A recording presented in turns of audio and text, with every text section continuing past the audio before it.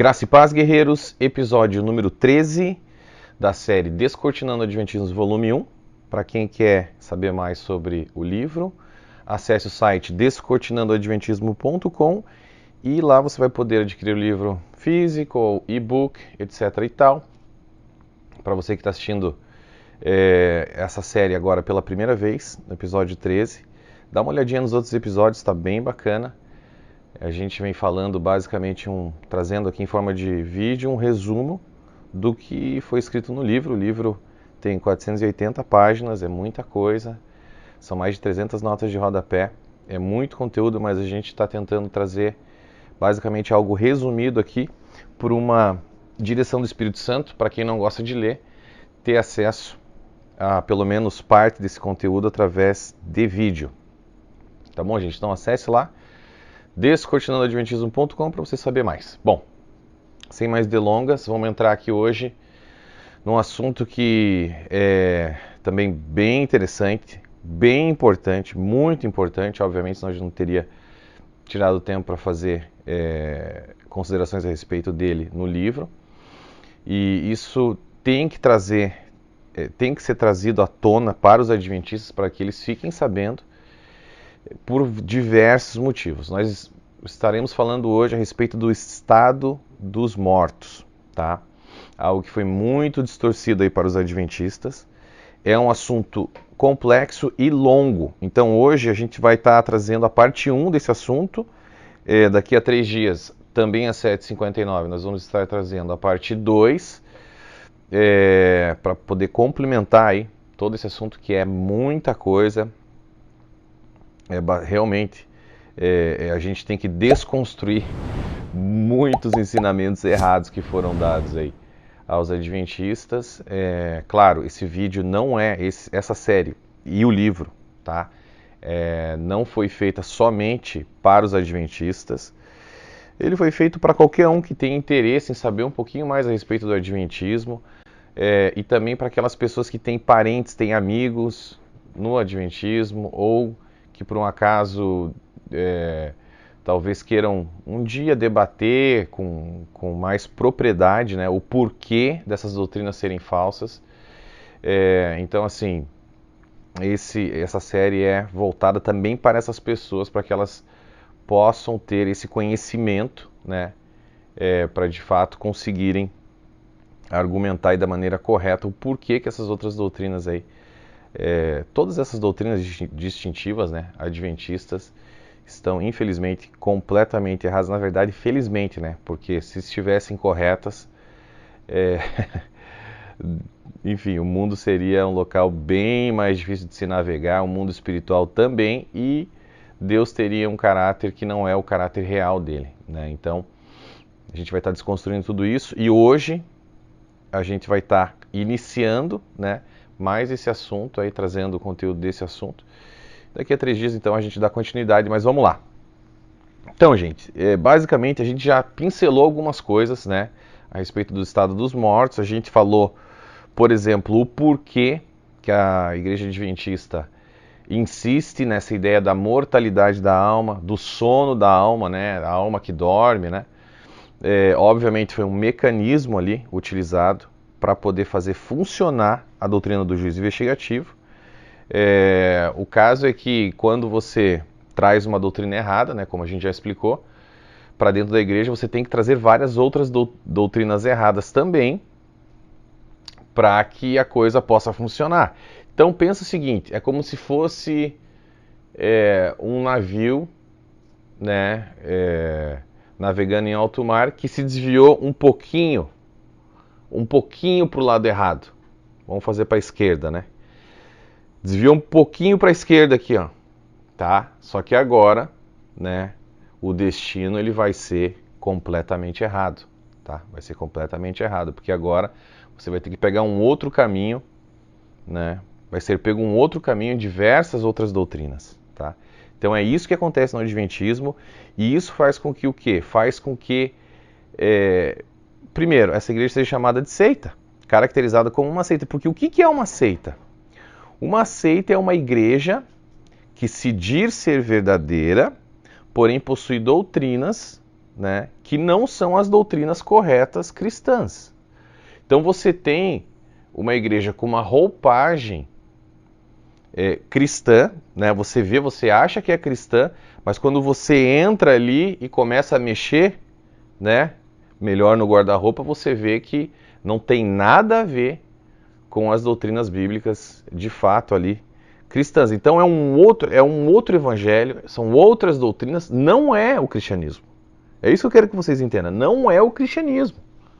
Portanto, não tem o Espírito Santo, não é o Espírito Santo que está por trás, tá?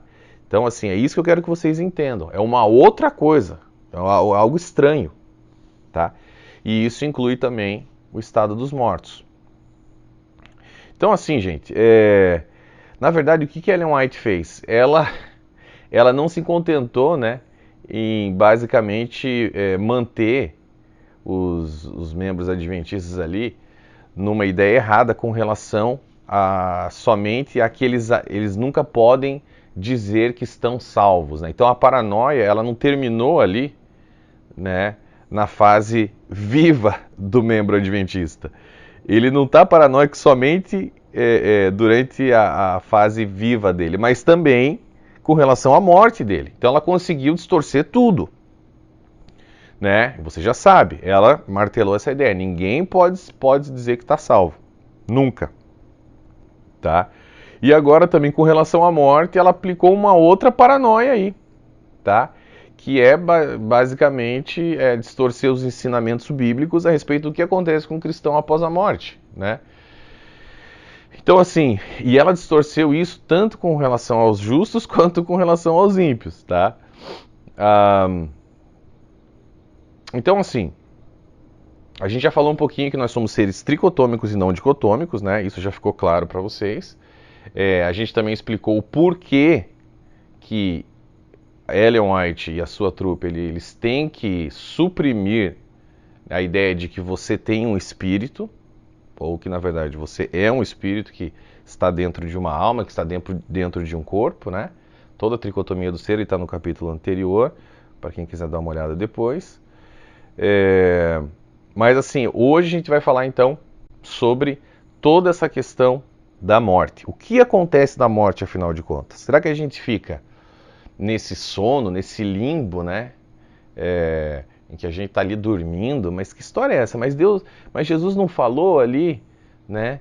Da questão de que Lázaro dorme, né? Paulo também menciona ali o termo, né? Não quero que vocês fiquem ignorantes a respeito do estado daqueles que estão dormindo. Então, como que é essa história, Gleison? A Bíblia está falando uma coisa, você está dizendo outra? Calma, gente. Vamos explicar direitinho isso daqui, tá? Então, olha só. Na verdade, a Bíblia, ela é repleta de textos, né, que nos mostram que não existe nenhum estado intermediário entre a morte e a ressurreição. Não existe esse negócio de limbo, dormindo, sono da alma. Não, tá? O que a Bíblia nos traz, na verdade, né, é que nós iremos para um outro local em espírito, tá?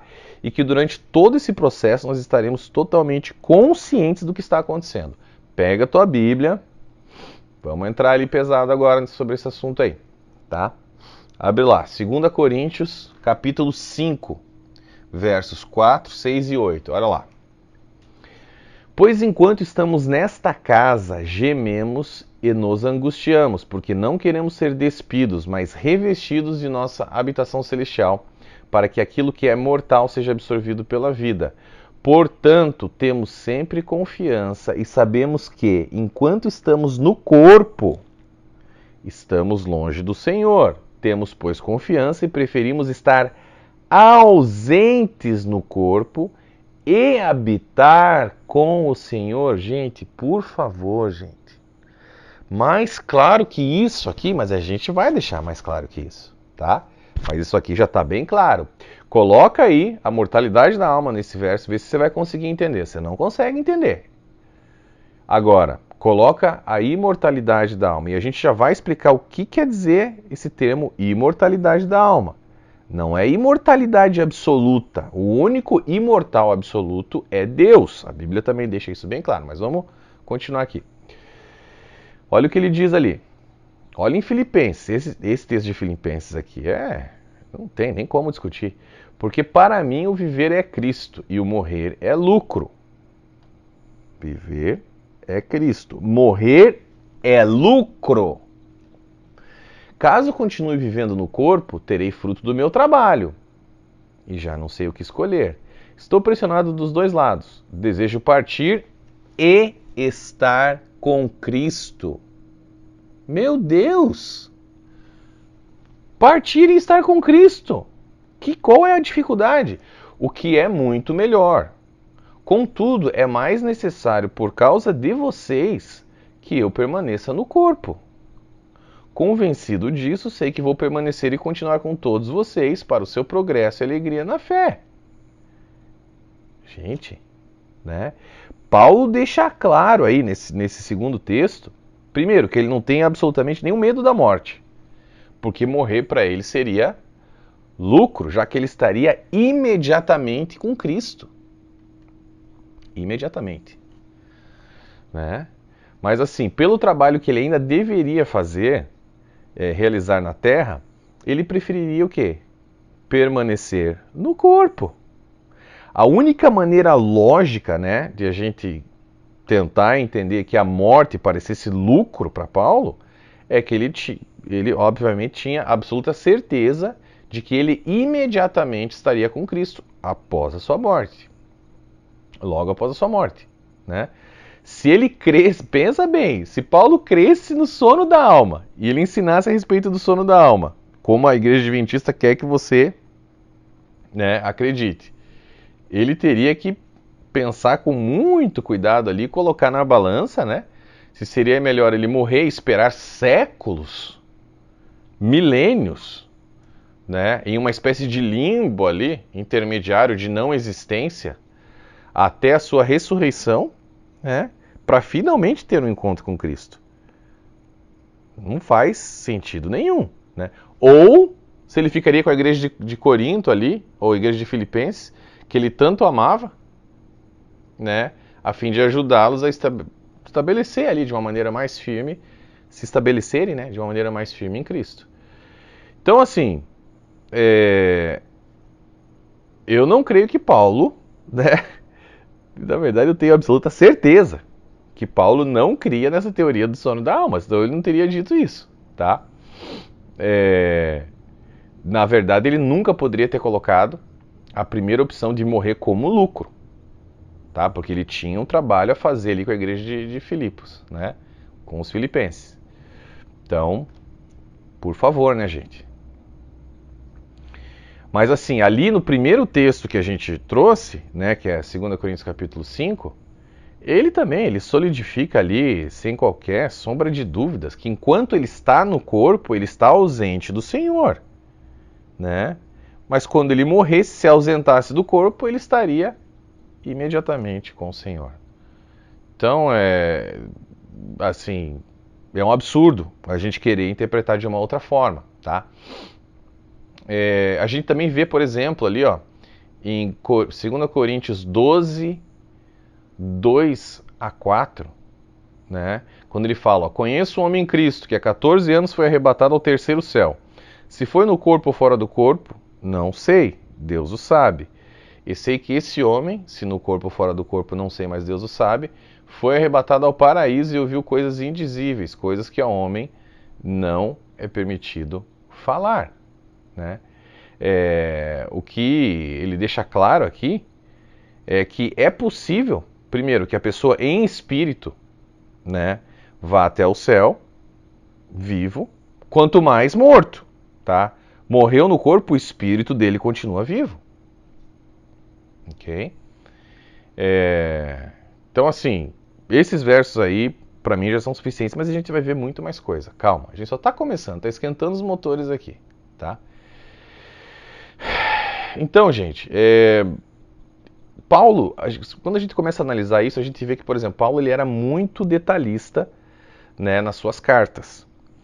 Então, e ele tinha um cuidado muito grande para evitar que doutrinas de demônios entrassem na igreja, né?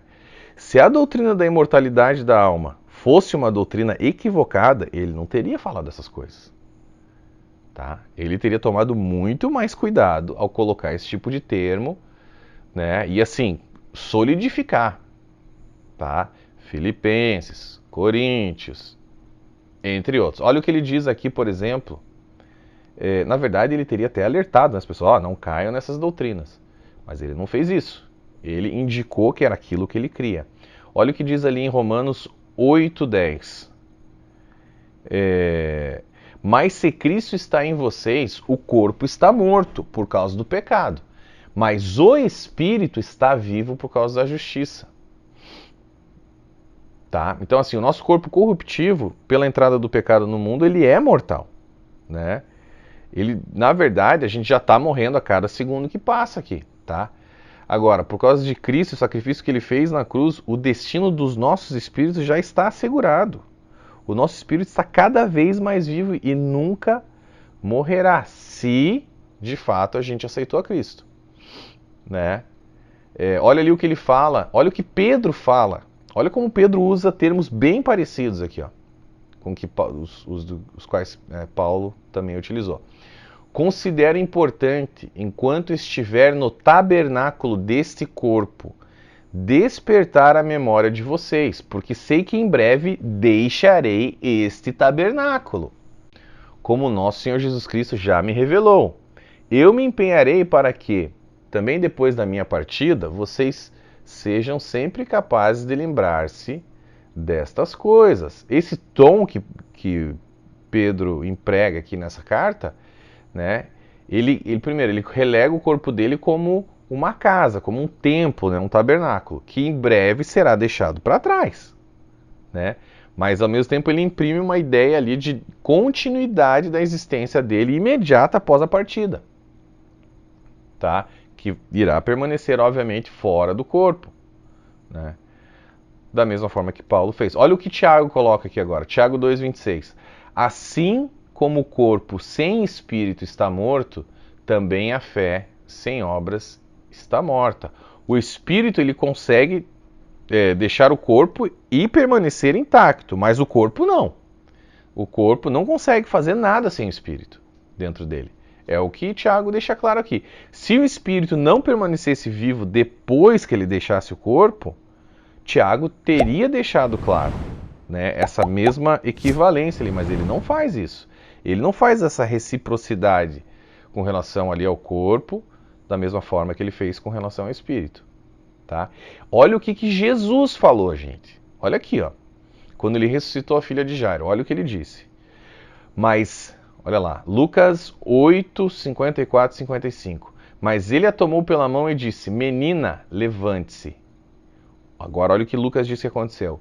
O espírito dela voltou.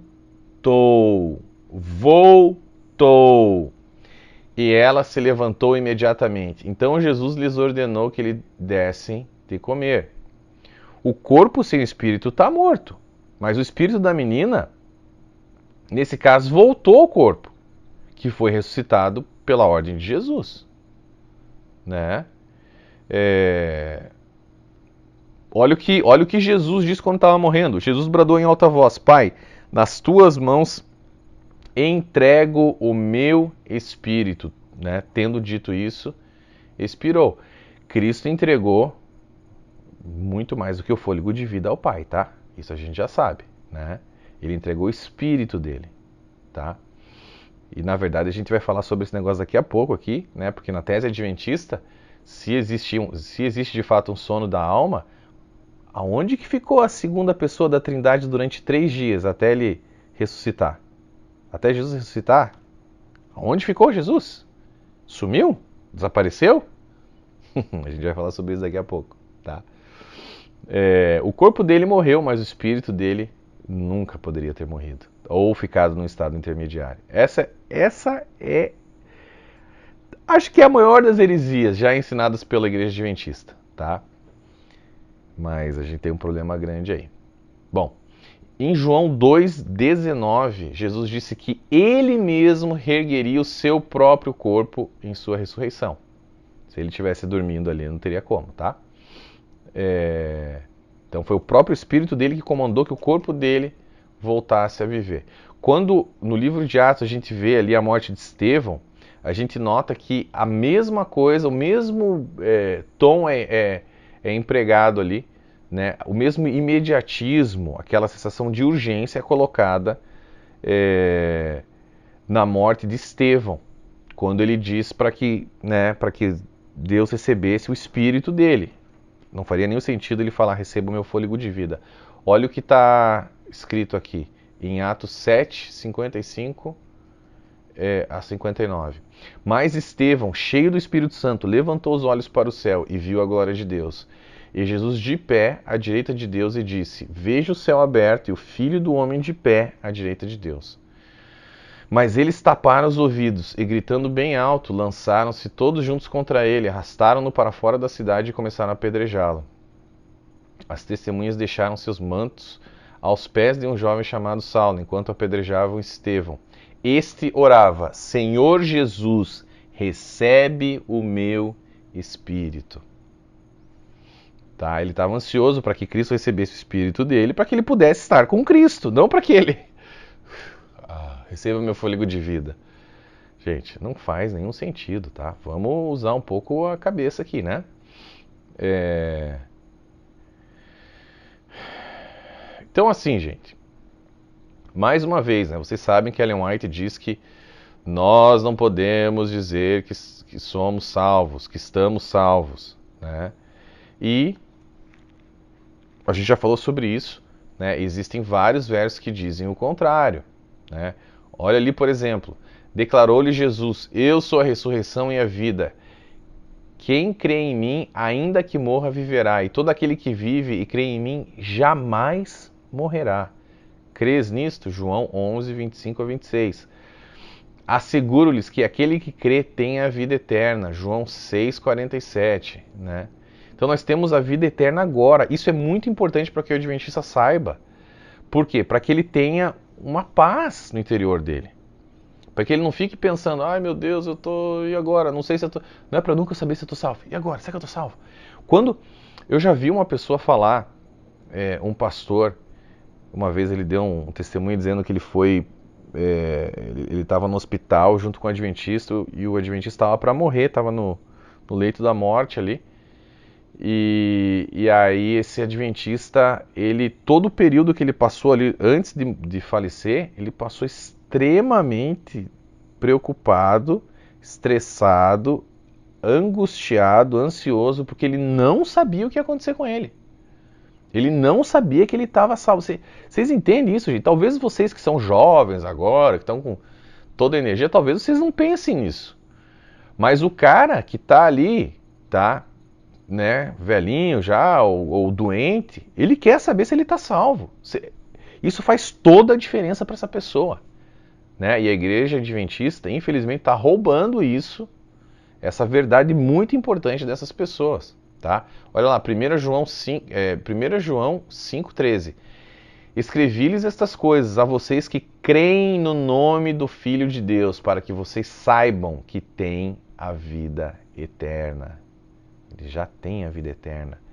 João não iria escrever isso aqui à toa. De onde que ele teria tirado tanta confiança, né, para declarar com tamanha convicção ali que nós já possuímos a vida eterna? Tá? A Bíblia é muito clara, bastante coerente, não deixa dúvidas a respeito do que irá acontecer conosco após a nossa morte. Cabe a você, querido amigo aí, escolher se você vai querer ficar com os ensinamentos de Ellen White ou com os ensinamentos bíblicos, né? Então você já possui a vida eterna agora. E quem crê nele, estiver salvo, nunca morrerá. O corpo, realmente, o corpo vai embora, né? Mas o espírito permanece vivo, tá? Então, assim, eu vou falar o seguinte, ó. De fato, mesmo depois de muitos anos ali, muitos anos não, né? 2 anos e meio, 3 anos fora da igreja, ainda eu sinto um pouquinho do dedo acusador de Ellen White me apontando ali, e falando, você está ensinando aí coisas sobre a imortalidade da alma. Isso é coisa do diabo. Essas feridas permanecem, demora para curar, tá? Demoram para curar. Mas eu fiquei pensando, mas por que esse assunto é tão complicado as pessoas entenderem? E por que até hoje eu sinto um peso, né? Um peso acusador de Ellen White, às vezes, em cima de mim? Bom, primeiro que tem algo demoníaco por trás disso, mas olha só as coisas que ela escreveu. Quando eu fui fazer a pesquisa para escrever esse livro, para escrever essa parte aqui, aí que veio a memória. Eu falei, putz, realmente essa mulher, ela pegou bem pesado, ela pega bem pesado com as pessoas que são dessa igreja. Olha o que ela disse aqui, ó, a respeito da imortalidade da alma, né, da doutrina correta da imortalidade da alma que os evangélicos pregam e que de fato é real. Olha o que ela escreveu. Você está dando fortes golpes contra a tradição e os erros que estão no fundamento de uma heresia que destruirá as almas daqueles que a recebem. Uma porta larga para a destruição está aberta a todos aqueles que acreditam na imortalidade da alma. Olha a tática do medo aqui que ela coloca nas pessoas para que elas não creiam nisso. Olha só. É incrível que Satanás tenha conseguido tão bem fazer os homens acreditarem que as palavras de Deus, a alma que pecar morrerá, significa que a alma que pecar não morrerá, mas viverá eternamente na miséria. A vida é vida, seja na dor ou na felicidade. A morte é sem dor, sem alegria, sem ódio. Então, o que ela mexeu aqui com o psicológico dos seguidores de uma maneira tão forte que ela atribui a Satanás, né, qualquer ensinamento que seja dado a respeito da imortalidade da alma. É de forma que aceitos trabalham, né? Coloca ali a pessoa numa bolha e, para ela sair é complicado, tá? Então ela coloca ali, ainda, não só isso, ela coloca como traidor do governo de Deus aqueles que creem na doutrina da imortalidade da alma. Além disso, ela utiliza ali o termo, a alma que pecar morrerá, completamente fora do contexto. Gente do céu. No próximo capítulo vocês vão ver, eu vou analisar todos os versos que são utilizados pela Igreja Adventista para defender a doutrina do sono da alma, da mortalidade da alma. E esse termo é um deles que a gente vai dissecar, tá? Mas é assim, é um absurdo. É só ler o capítulo inteiro que a gente, né, entende muito bem. Mas enfim, é quase que um encantamento que está em cima da pessoa que ela não consegue enxergar. Então o que ela faz? Ela utiliza ali a estratégia do medo, né, para dividir ainda mais o corpo de Cristo, e ela coloca também, como eu já falei, ela mistura as pessoas que acreditam que nós somos feitos de corpo, alma e espírito, que é correto, na imortalidade da alma, que é correto, ela mistura isso com o espiritismo. Ela fala, não, isso aí é espiritismo. Gente, presta atenção. Eu namorei uma menina por 5 anos que era espírita, tá? Eu conheço eu não vou dizer que conheço tudo, mas conheço muita coisa do espiritismo. Tá? Já li o livro dos espíritos, né, de Allan Kardec. Eu li na época que eu estava com essa menina. Existe um abismo entre a doutrina da imortalidade da alma, né, que é correta e é bíblica, para o espiritismo kardecista ou qualquer tipo de espiritismo, tá? É ridículo você linkar as duas coisas, não tem nada a ver. Eu garanto a vocês que é completamente diferente o negócio, tá? Como eu já falei, eles creem em reencarnação, creem que você pode falar com os espíritos e tudo mais. E a gente sabe que isso não é real, tá? Ou seja, é de fato antibíblico você querer fazer essas coisas aí, falar com espíritos e tal, porque você vai estar falando provavelmente com um demônio ali. Provavelmente não, são demônios, né? Então olha ali o que ela diz a respeito disso. Os santos precisam alcançar, o que Ellen White diz, os santos precisam alcançar completa compreensão da verdade presente, a qual serão obrigados a sustentar pelas escrituras. Precisam compreender o estado dos mortos, pois os espíritos de demônios lhes aparecerão, pretendendo ser amigos e parentes amados, os quais lhes declararão que o sábado foi mudado, bem como outras doutrinas não escriturísticas. Tá. Não tem... Olha o que ela faz. Não tem nenhum cristão, gente, converse com os evangélicos. Nenhum cristão evangélico acredita, tá, que você pode falar com os mortos. Não, não só isso, como esses espíritos dos mortos tentariam convencer as pessoas de que eles têm que guardar o domingo. Ai, Senhor, pensa numa fanática. Até nisso ela quis colocar a questão do sábado, tá? Deixa eu falar uma novidade aqui pra vocês, tá? Isso, né, porque eu já tô há algum tempo, enfim, frequentando igrejas evangélicas, conhecendo o outro lado da história, tá? Essas pessoas, em primeiro lugar, elas fluem, a maioria delas, fluem nos dons do Espírito Santo. Essas pessoas possuem um discernimento espiritual, meu amigo, e assim, e navegam ali nos dons de uma maneira tão forte que vocês não têm noção. Isso que Ellen White, que você escuta de Ellen White, não sei o que, falou com anjo, profetizou, isso não é nada. Isso é um passeio no parque para quem de fato flui nos dons do Espírito Santo. O que ela fez ali, primeiro que foi loucura e alguma coisa foi usado pelo diabo mesmo, tá? Garanto isso a vocês. Vocês vão ver no volume 2 dessa série, né, no livro, os plágios dela, né?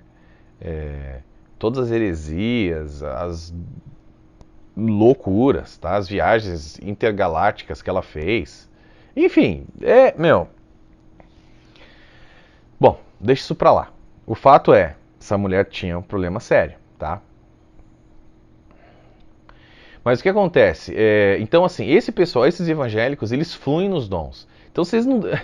Eles têm um preparo muito melhor, tá? Do que. Me desculpe falar, porque eu amo os membros, os adventistas. Eu amo essas pessoas. Eu tenho família ainda lá, tenho amigos. Mas o Espírito Santo não tá ali. Eles não fluem nos dons do Espírito Santo. Não fluem. Eu já vi ali, gente, curas, eu já vi revelações, palavras do conhecimento, palavra de revelação, discernimento de espíritos. E, assim, é bem comum também você ver pessoas expulsando demônios de outras pessoas também, tá? Porque existe poder ali. Existe poder nessas igrejas. Eu não estou falando em todas, existem os charlatões, enfim.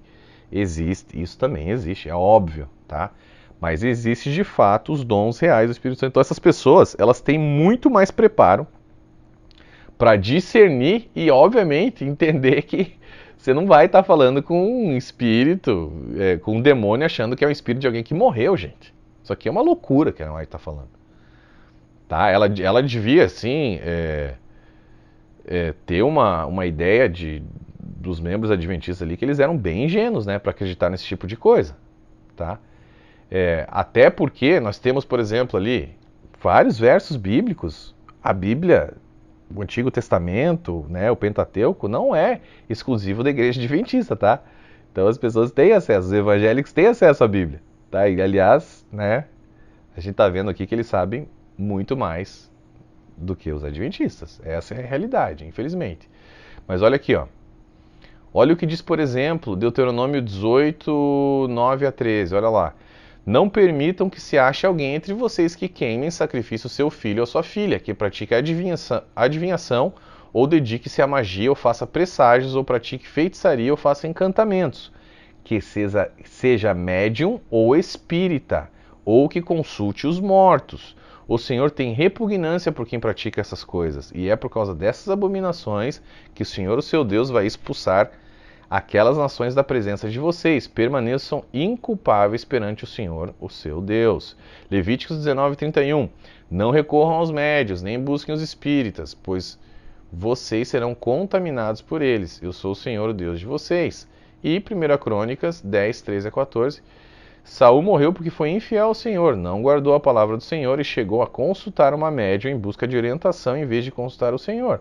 Por isso o Senhor entregou a morte e deu o reino a Davi, filho de Jessé, tá? Então, assim, os cristãos conhecem esse verso, tá? Os evangélicos. Então, não é propriedade exclusiva dos adventistas, tá? E a armadura espiritual deles é bem mais forte, né? Na verdade, a gente vê ali, por exemplo, o que Paulo fez em Atos 16:16 ali, né? Olha lá o que diz. Certo dia, indo nós para o lugar de oração, encontramos uma escrava que tinha um espírito pelo qual predizia o futuro. ela ganhava muito dinheiro para os seus senhores com adivinhações. Essa moça seguia Paulo e a nós gritando: estes homens são servos do Deus Altíssimo, eles anunciam o caminho da salvação. Ela continuou fazendo isso por muitos dias. Finalmente, Paulo ficou indignado, voltou-se e disse ao Espírito: em nome de Jesus Cristo, eu lhes ordeno que saia dela. No mesmo instante, o Espírito a deixou. E isso, obviamente, mostrou que Paulo tinha bem aguçado ali o dom de discernimento de espíritos e expulsava demônios, né? Assim como Jesus fazia, assim como os apóstolos faziam, os discípulos faziam. Então, esse tipo de situação é bem comum nas igrejas evangélicas, nos cultos evangélicos, onde as pessoas têm discernimento, elas sabem. Elas expulsam demônios. Não, aqui, peraí, isso aqui está dizendo que é de Deus, mas não é de Deus. Tá? Então, assim, o que a igreja adventista... Vou trazer uma dura verdade aqui agora. O que a igreja adventista precisa entender é o seguinte. O grande motivo aí de chacota em toda essa história, tá? O sujeito da chacota aí, são os adventistas, gente. Infelizmente, the joke is on you guys, ok? Né? A piada está em cima dos adventistas, que pensam que sabem muito mais, estão completamente equivocados, não possuem discernimento espiritual, estão seguindo uma falsa profetisa. Tá? É duro falar isso, gente. É duro porque eu fazia parte disso. Eu fazia parte. E eu não enxergava. Eu não sabia. Eu achava que sabia. Eu achava que sabia tudo. E que todo o resto do mundo, né, das outras igrejas estavam erradas. A verdade é que todas as igrejas evangélicas sabem que a igreja adventista viaja na maionese, mas ainda assim trata ela bem. Trata ela bem como trata ali um cara, né, problemático bem. Fala, tá bom, vocês sabem tudo. Aham, tá bem, tá bom. A gente tá enganado, a gente tem que guardar o sábado. Ok, I'm sorry, me desculpe. E aí esse pessoal vai lá e ora por eles, ora pelos adventistas. Eles não... Né? E enquanto isso, os adventistas andam com ar de superioridade, achando que sabem de tudo. E na verdade, eles que estão sendo o grande motivo ali de chacota, tá, gente? Então, por favor, gente, tá? Não faz sentido nenhum vocês continuarem acreditando nessa balela que está sendo enfiada goela abaixo de vocês aí, tá? Então, a estratégia foi realmente isolar essas pessoas, isolar a igreja adventista, os membros adventistas do resto do corpo de Cristo, colocar um preconceito muito grande, muito forte em cima de quem acredita na imortalidade da alma, de quem acredita que existe espírito. Fala que isso é de Satanás, martela isso daí, assim não vai haver nem contato entre um e outro, e você isola esse pessoal aí, né? Dividir e conquistar, né? Então você divide, isola, conquistou aquela bolha ali, fecha a bolha, meu amigo, e aí, enfim, é bem complicado, tá? Bem complicado, mas é triste, tá? Então vamos lá, gente, vamos definir agora o termo imortalidade da alma. O que, afinal de contas, é imortalidade da alma, né? É imortalidade absoluta? Não, não é imortalidade absoluta, né? O único imortal, ou seja, absolutamente falando que não teve início e nem fim, é Deus. Deus é o único ser imortal, que 1 Timóteo 6, 15 e 16 deixa claro. Ele é o bendito e único soberano, o Rei dos reis e Senhor dos senhores, o único que é imortal e habita em luz inacessível, a quem ninguém viu nem pode ver, a ele sejam honra e poder para sempre. Amém. Tá? Mas o que a Igreja Adventista combate não é isso. Eles não estão combatendo a ideia de imortalidade absoluta. Eles estão combatendo a ideia de imortalidade condicional da alma.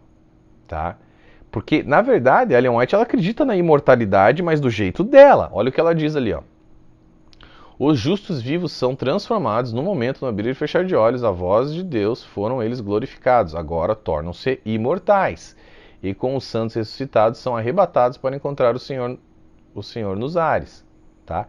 Então aqui a discussão na verdade é entre imortalidade condicional dos salvos, que ocorreria, né, somente a partir da ressurreição do corpo, o que, segundo os adventistas, ocorrerá na volta de Jesus, né, ali essa imortalidade, ou a imortalidade incondicional dos salvos, que acontece a partir do momento que cremos em Jesus, ou nascemos de novo no nosso espírito.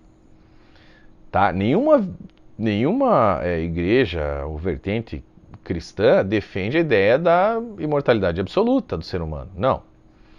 Tá? A defesa é na imortalidade incondicional, que apresentaremos agora. E imortalidade incondicional é uma coisa, imortalidade absoluta é outra. Olha o que Paulo diz, gente. Esse texto aqui, eu quero que vocês se coloquem, mesmo que vocês ainda não estejam acreditando na imortalidade da alma, se coloquem um pouco dentro desse conceito, que agora eu vou ler esse texto aqui, esse texto vai fazer total sentido para você, a gente vai dissecar ele. Olha só, 2 Coríntios 5, 1, 4.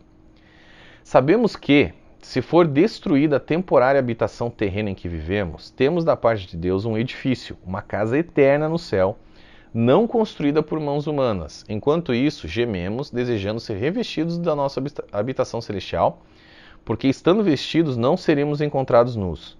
Pois, enquanto estamos nesta casa, gememos e nos angustiamos, porque não queremos ser despidos, mas revestidos da nossa habitação celestial, para que aquilo que é mortal seja absorvido pela vida.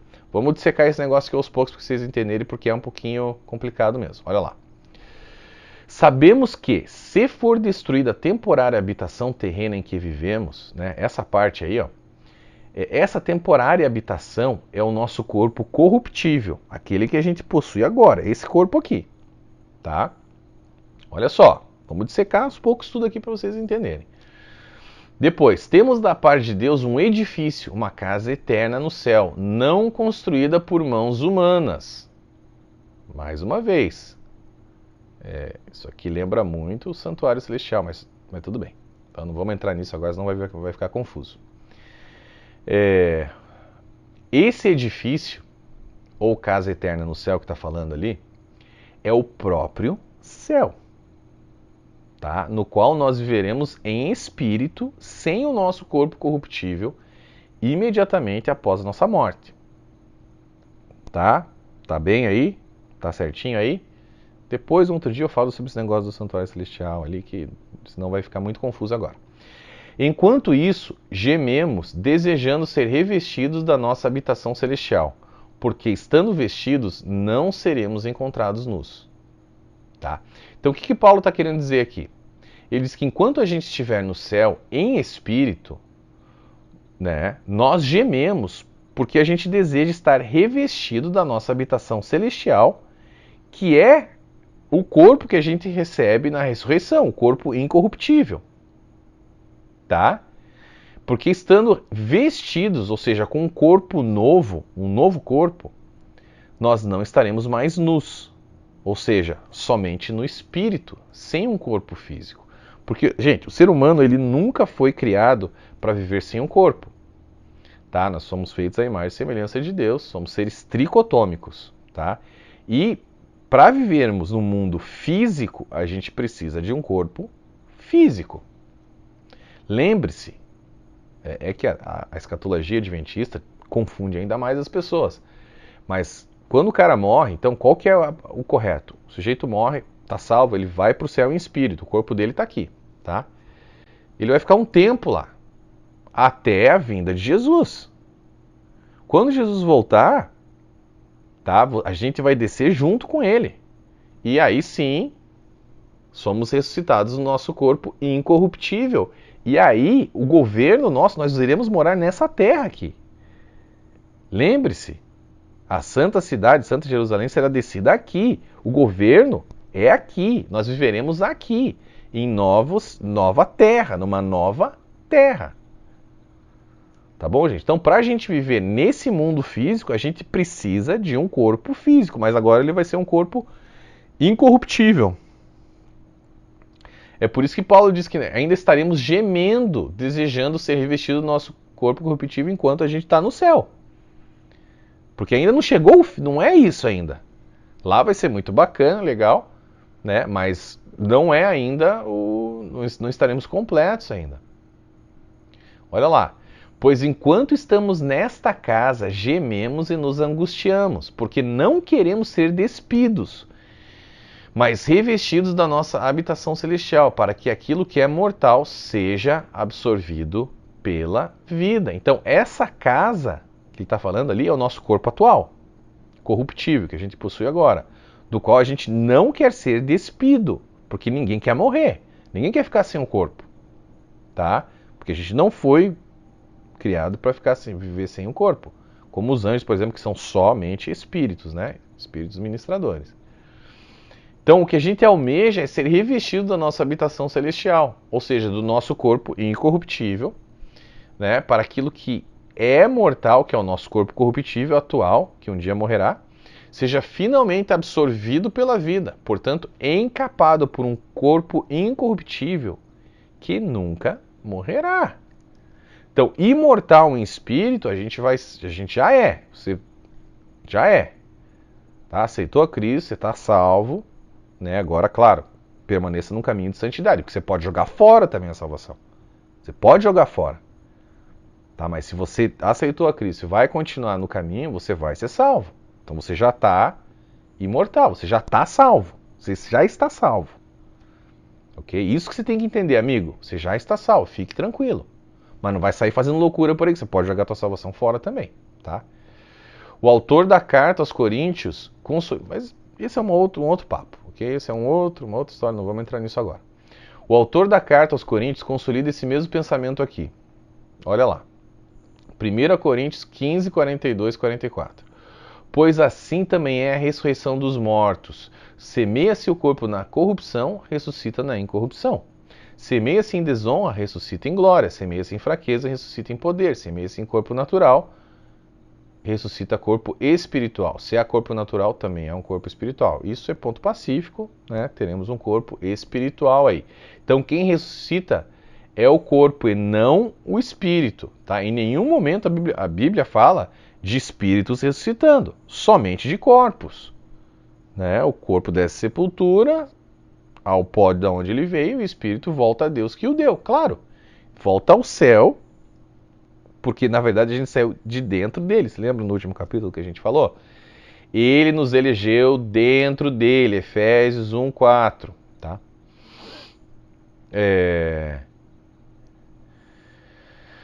Olha que interessante agora, como que eu sei que a gente vai vir com Jesus em espírito para depois ressuscitar, né, os corpos serem ressuscitados? Olha, agora você vai entender esse verso. Esse verso não fazia assim, esses versos aqui não faziam sentido para mim enquanto eu era adventista. Depois que eu acordei, eu entendi. Olha lá.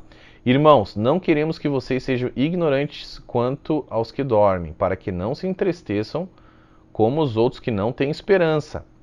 Se cremos que Jesus morreu e ressurgiu, cremos também que Deus trará, mediante Jesus e juntamente com Ele, aqueles que nele dormiram. Juntamente com Ele, gente. Jesus trará junto. Onde que está Jesus agora? Vamos lá, vamos pensar aqui. Vamos fazer uma interpretação aqui, né? De texto. Aonde que Jesus está agora? No céu. Jesus vai trazer juntamente com ele aqueles que nele dormiram. Como que ele vai fazer isso, gente? Trazendo os espíritos dos santos junto com ele, os nossos espíritos, e aí sim esses espíritos irão ressuscitar dentro dos corpos, num corpo incorruptível. Não tem ninguém dormindo, amigo. Eu vou explicar esse negócio desse eufemismo usado por Jesus ao falar que essas pessoas estão dormindo, ou mesmo que Paulo, né, também fala.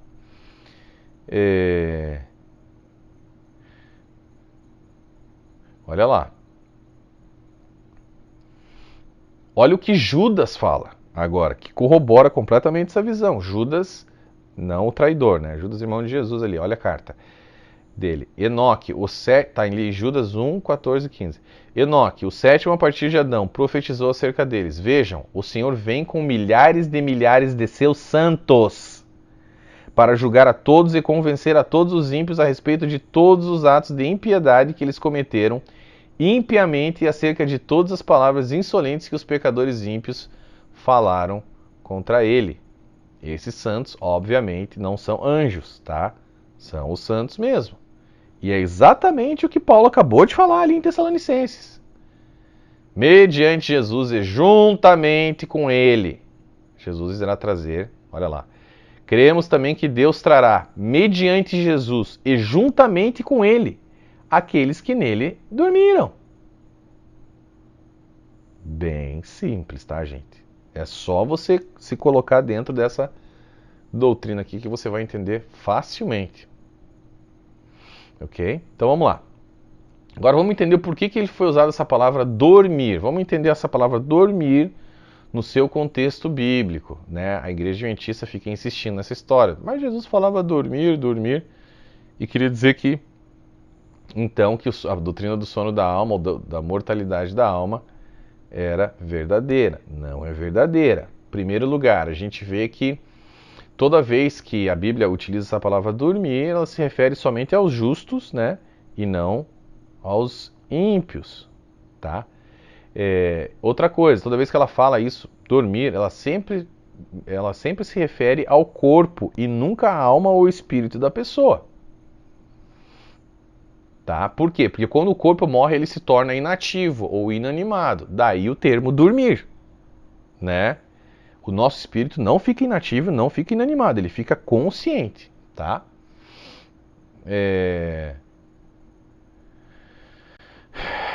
Então, assim, a gente vê que esse termo dormir é um eufemismo, né, da palavra morte. Porque, claro, do ponto de vista daqueles que ainda estavam vivos, né, com relação àqueles que já haviam morrido, a pessoa está dormindo. Por quê? Porque assim como quando alguém dorme, no outro dia ela acorda, né, um dia esses corpos também levantarão dos túmulos, tá? E acordarão, digamos assim. É só um eufemismo, gente. Não levem ao pé da letra, tá bom? Então, por quê? Porque isso impõe um limite de tempo à morte corpórea do indivíduo, tá? E não... é só isso. Não é que coloca essa pessoa num estado ali de sono da alma. Vamos ver os exemplos? Olha o que Jesus falou ali. Depois de dizer isso, prosseguiu, está em João 11, 15. Depois de dizer isso, prosseguiu dizendo-lhes, nosso amigo Lázaro adormeceu, mas vou até lá para acordá-lo. Seus discípulos responderam, Senhor, se ele dorme, vai melhorar. Jesus tinha falado de sua morte, mas os seus discípulos pensaram que ele estava falando simplesmente do sono. Então lhes disse claramente, Lázaro morreu. E para o bem de vocês estou contente por não ter estado lá, para que vocês creiam, vamos até ele. Tá? O problema é que a maioria dos professores adventistas, eles param aqui, né? Eles não dão sequência. Tá? E aí você coloca todos os medos que Ellen White colocou ali na doutrina da imortalidade da alma, pronto, o cara já engoliu e falou, é isso aqui mesmo. Morreu e morte é a mesma coisa, morreu e dormiu é a mesma coisa, então o pessoal está dormindo. Tá? Não é bem assim. Olha o golpe, olha o golpe. Vamos dar sequência, para vocês entenderem. Olha o que acontece logo em seguida. Disse-lhes Jesus, o seu irmão vai ressuscitar. Marta respondeu, eu sei que ele vai ressuscitar na ressurreição, no último dia. Declarou-lhe Jesus, eu sou a ressurreição e a vida. Quem crê em mim, ainda que morra, viverá. E todo aquele que vive e crê em mim, jamais morrerá. Crês nisto? Bom, nessa época, para mim isso aqui está bem claro, tá? Mas o que acontece? Nessa época, no cenário judaico ali, os judeus eles viviam numa grande confusão espiritual. Por quê? Porque Deus tinha parado de falar através dos seus profetas por 400 anos, vocês se lembram? Então ali, por exemplo, os saduceus eles já tinham desistido de qualquer tipo de vida após a morte, né? Eles, por exemplo, já tinham... Os fariseus também tinham um entendimento um pouco diferente, mas era, né, não era assim. E eles, os saduceus, principalmente, influenciaram muita gente ali. Então, eles tinham infectado ali a nação com sua grande falta de conhecimento e sua pequena fé. Então, o que Jesus fez ali? Com grande autoridade, ele revolucionou os ensinamentos da época, né? Com um grande alinhamento de entendimento das Escrituras sobre diversos assuntos, inclusive sobre a vida após a morte. Tá? Então, o que Jesus falou para Marta, olha como ele consolidou em seguida. Olha o que Jesus falou aqui, ó, em Mateus 22, 29 e 33. Jesus respondeu, vocês estão enganados, porque não conhecem as Escrituras nem o poder de Deus. Porque os saduceus ali e os fariseus estavam tentando pegar ele, né? Em contradição. E quanto à ressurreição dos mortos, vocês não leram o que Deus lhes disse. Eu sou o Deus de Abraão, o Deus de Isaac e o Deus de Jacó. Ele não é Deus de mortos, mas de vivos. Ouvindo isso, a multidão ficou admirada com seu ensino. Né? Ao ouvirem dizer que Jesus havia deixado os saduceus sem resposta, os fariseus se reuniram. Bom, hoje em dia, né, se Jesus estivesse aqui, ele deixaria os adventistas sem resposta, né? Abraão, Isaac e Jacó já haviam morrido há muitos séculos antes de Jesus falar que eles estavam vivos. Eu sou Deus de Abraão, de Isaac e de Jacó. Ele não é Deus de mortos, mas de vivos, meus amigos. Esse pessoal tá vivo ou tá morto? Tá dormindo? Ou tá vivo? Ele é Deus de morto ou de vivo? É Deus de vivos, tá? Então o que acontece? Aqui ficou claro, tá bom, gente? Mas olha só, eu queria dar uma pausazinha para entrar na parte que é a maior heresia já criada pela doutrina do sono da alma, que é aquilo que a gente falou que ia voltar a falar, que foi a questão da morte de Cristo na cruz e naquele tempo intermediário de 3 dias ali até a ressurreição dele. Olha o tamanho dessa implicação. Se a doutrina adventista é correta, então Jesus ficou aonde durante 3 dias? Né? Então, o Deus triuno, Deus Pai, Deus Filho e Deus Espírito Santo, nesse período de 3 dias, se tornou o quê? Um Deus binário? Só Deus Pai, só Espírito Santo? Né? Como é que fica essa questão? Tá? E outra coisa, Ellen White diz que ele foi reconstruído com novas partículas. Se isso for verdade, isso transforma Jesus num ser criado daquele ponto em diante, eliminando assim a sua natureza divina dali para frente, porque ele foi criado então, né? E aí, como é que fica essa questão? Tá? Se a gente for querer por um outro lado dividir, né, a parte, somente a parte humana de Cristo ficou no sono da alma. Então a gente destrói a natureza da unidade de Cristo, né? A unidade da natureza de Cristo. Não tem por, se a gente fizer isso, obrigatoriamente ele teria que reencarnar uma segunda vez. Se você destrói ali, né, a unidade ali da natureza de Cristo. Então, assim, não importa por onde que ângulo que você olha, tá? A doutrina do sono da alma é provavelmente a maior heresia, uma das maiores aí, porque tem várias, né? Mas não funciona para Jesus, não funciona para nós, não funciona para ninguém, tá? Então, gente, acordem. Estão enganando vocês com relação ao estado dos mortos também, tá? Então, isso aí acaba de jogar ali a última pá de cal em cima do túmulo dessa doutrina. Mas olha só, tem mais coisa. A gente já falou ali que Moisés não ressuscitou, não tem nenhum relato bíblico que ele ressuscitou, tá? E isso também ajuda a impedir essa doutrina do sono da alma. Por quê? Essa é uma das maiores pedras no sapato adventista, porque Moisés aparece no momento da transfiguração e ninguém fala que ele ressuscitou. Tá? E aí, como é que fica essa questão? Como é que fica? Fica assim, ó. Olha lá.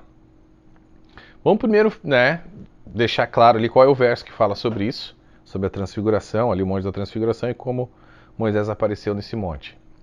Mateus 17, 2 e 3. Ali ele foi transfigurado diante dele, sua face brilhou como o sol, suas roupas se tornaram brancas como a luz. Naquele mesmo momento apareceram diante deles Moisés e Elias conversando com Jesus, tá? Nessa passagem aí, né,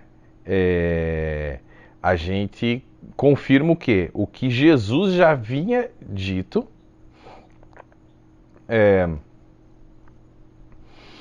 Jesus havia dito o quê? Ali que Abraão, Isaac e Jacó estão vivos, né? Pois Deus não é um Deus de mortos, mas de vivos. Nesse verso aqui, ele comprova na prática, né, o que ele disse, tá?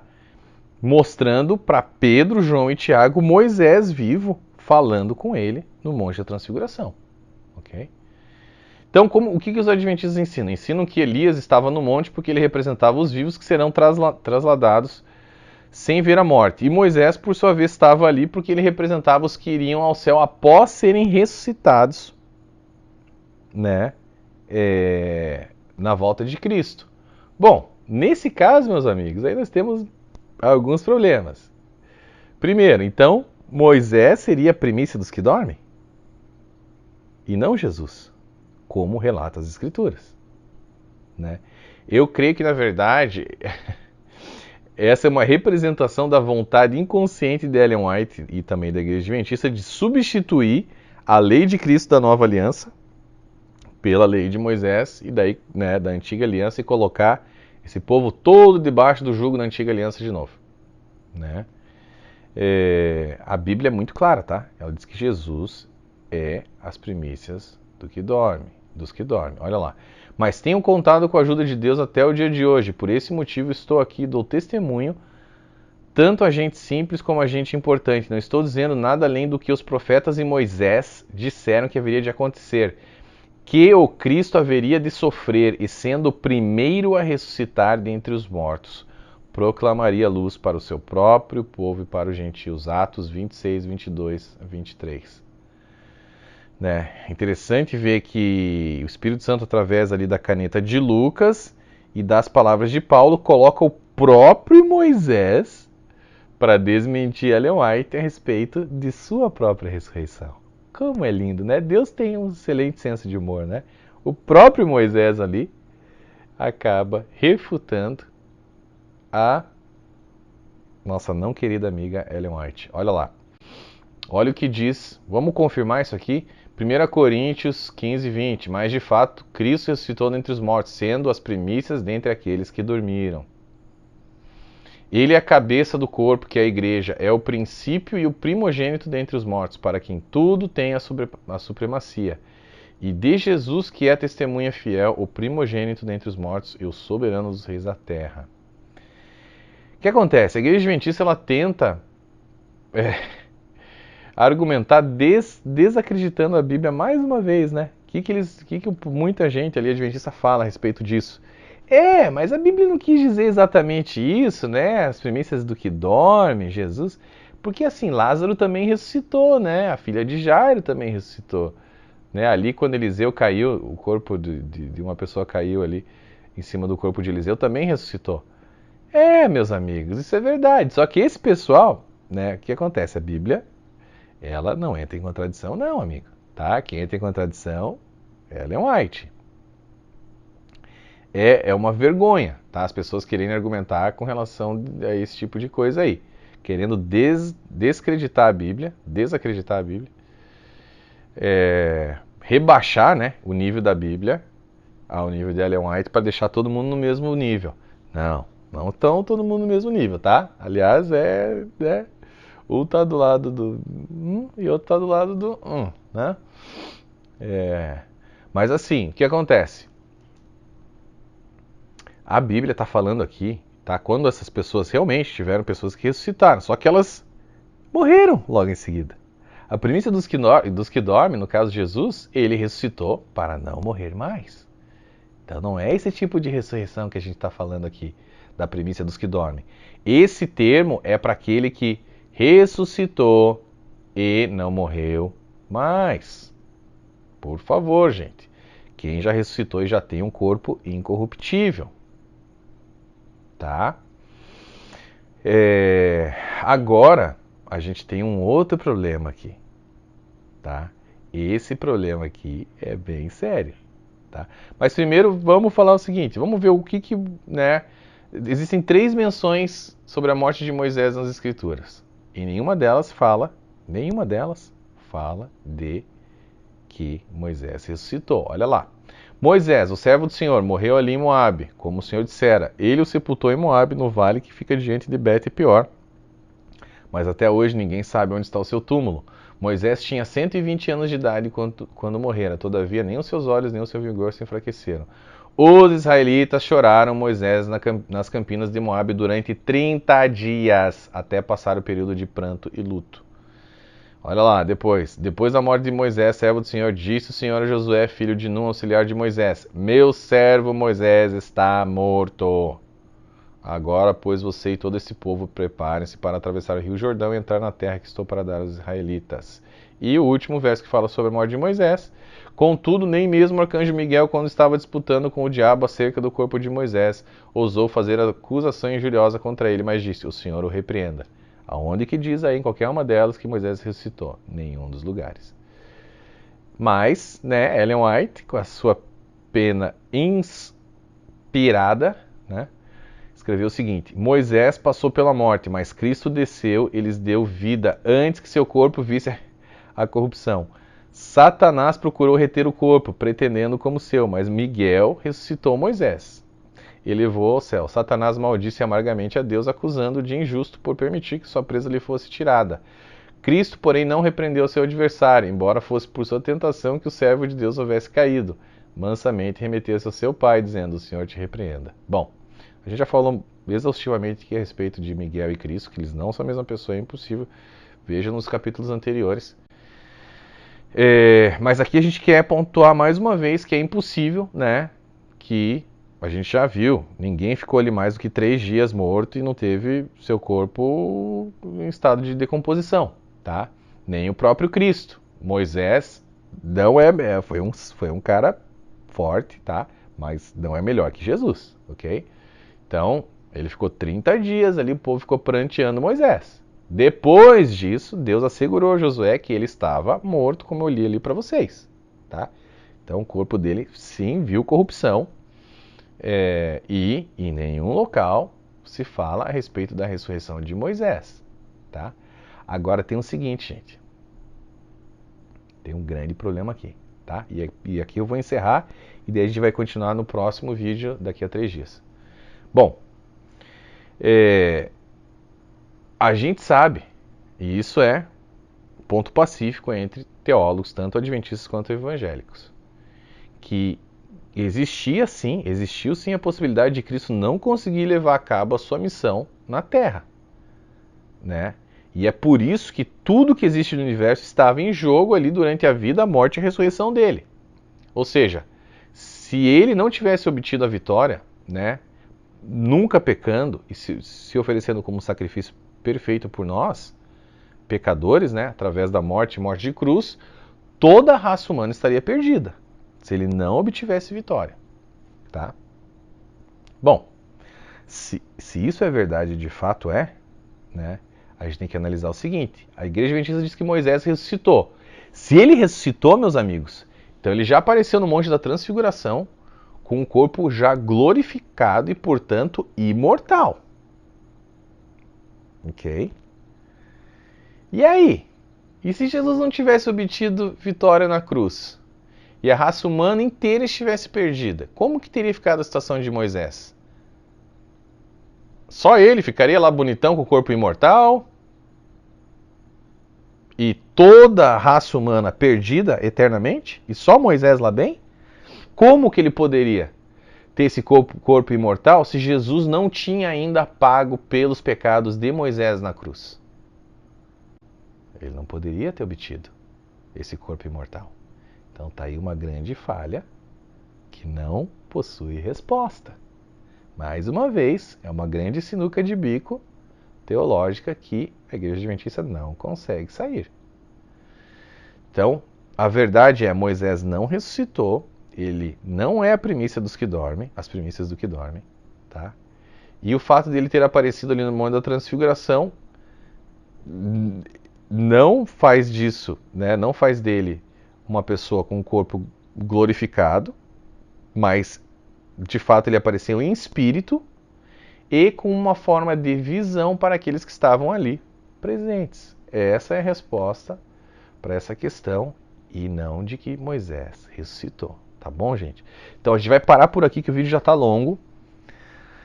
Daqui a 3 dias, às 7h59, a gente vai dar sequência sobre o estado dos mortos. A gente vai entrar muito pesado na teologia. A gente vai falar sobre Geena, sobre Hades, sobre o Lago de Fogo, sobre paraíso, sobre o seio de Abraão. A gente vai falar sobre tudo isso. A gente vai dissecar tudo. Vamos deixar claro tudo. Tá bom, gente? A respeito disso, é bem importante que vocês saibam sobre isso, para vocês entenderem essas coisas e ninguém mais enganar vocês. A gente quer ferramentalizar o corpo de Cristo, trazer vocês para um nível de governo nessa terra, um nível de filhos e não mais de escravos, sendo enganados por doutrinas de demônios e de homens também, né? Que fazem vocês terem aí uma visão totalmente distorcida de Deus, da sua vida, do que vocês têm que fazer, da sua identidade, da tua missão, do teu propósito aqui nessa terra, do teu pós-morte, o que vai acontecer com você e com os teus familiares, seus queridos, seus amigos, depois que eles morrerem. Tudo isso foi distorcido para vocês e a gente vai alinhar tudo isso aqui bonitinho, tá? Para deixar claro aí para essas pessoas que Deus ama essas pessoas. Deus ama esses membros adventistas que estão sendo enganados, não é culpa deles.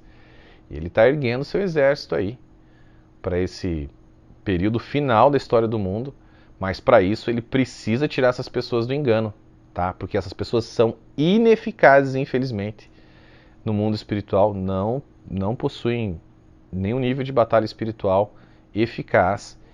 E Deus quer ferramentalizar essas pessoas, armá-las aí com a armadura dele, forte, tá? Com armas de ataque também, para que eles possam navegar nesses tempos difíceis que a gente vive aí e poderem enfrentar o inimigo verdadeiro que não é carne e sangue. Carne e sangue está manipulando eles, tá? Muitos porque também foram enganados, outros porque estão completamente endemoniados, sendo usados aí pelo inimigo claramente, tá? Mas o verdadeiro inimigo no nosso âmbito espiritual são o quê? Principados, potestades, toda essa legião de demônios aí que fica atacando. Sim, atacam a gente constantemente, ataca a sua mente, ataca as suas emoções e você não sabe como se defender, né? Você está apanhando aí, mas a gente vai ajudar aí através, obviamente, não sou eu, tudo Deus, toda a honra, toda a glória a Ele. Sou apenas um veículo aí para trazer essas informações para vocês.